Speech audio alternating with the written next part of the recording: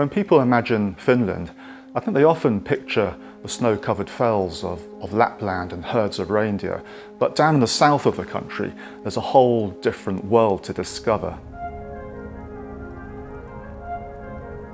You just need to drive maybe 30 or 40 minutes out of Helsinki and you enter the watery wilderness of Finnish Lakeland. It's this vast area of forests, lakes and national parks, just perfect for a self-drive holiday.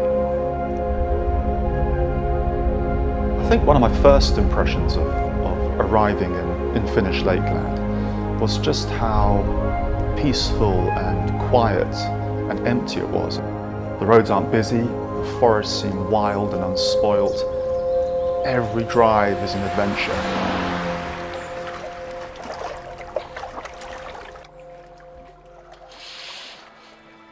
That first morning swim, it was at sunrise at the first place I stayed at.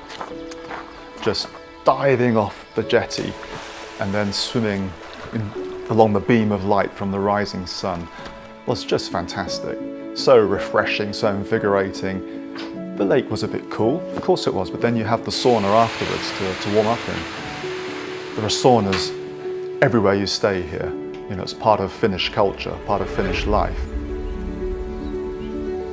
You quickly learn that the Finnish people love the great outdoors, and everywhere I stayed, every hotel, every lodge, every cottage, it was just brilliantly equipped for helping you experience the lakes and the forests. Everyone just seems so in tune with the nature. Even people who are living and working here, they just seem to really appreciate the beauty of the place.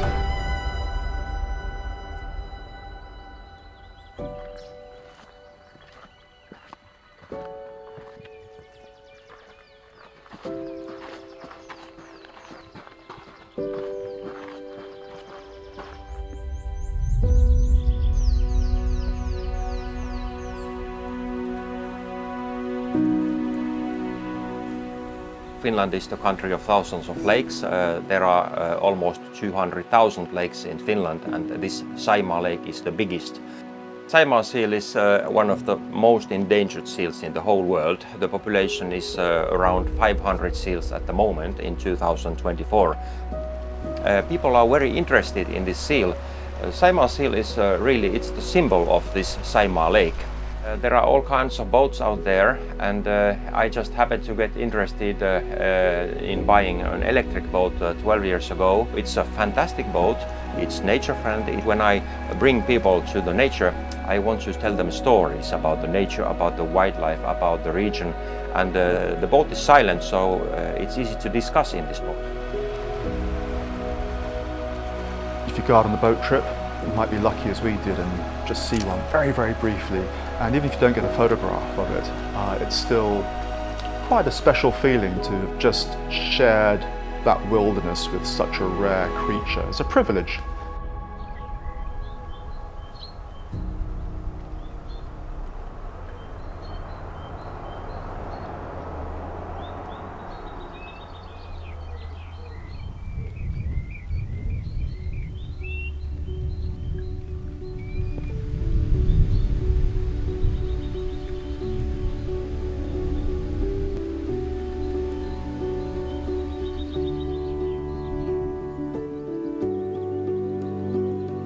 The food here, that's an experience in itself.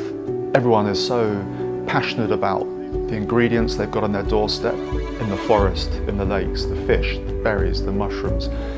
I met chefs who were so passionate about using fish and herbs when they're in season, and the creativity and the ingenuity they put into their dishes is just amazing.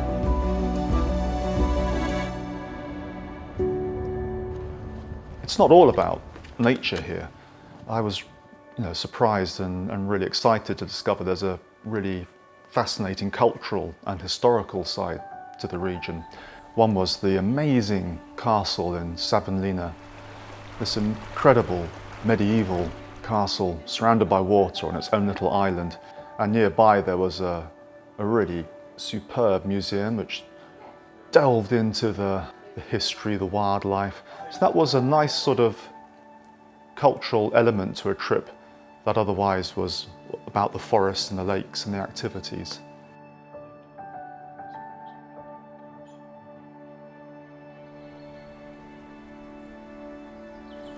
I think we all live such busy, hectic lives, wrapped up in work, staring at screens too much, that it's really important to come on holiday to places like this where you can just put all that to one side and almost immediately synchronize to a different pace of life, where you take the time to appreciate the things that really matter.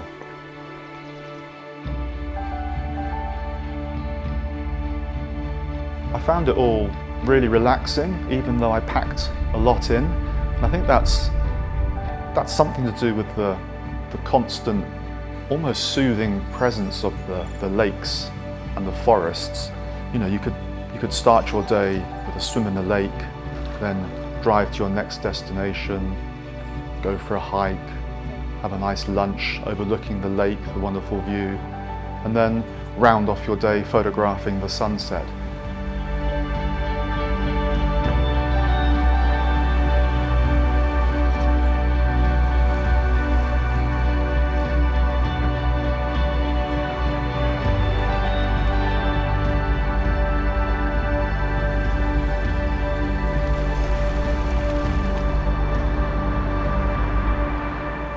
That's my idea of a perfect holiday.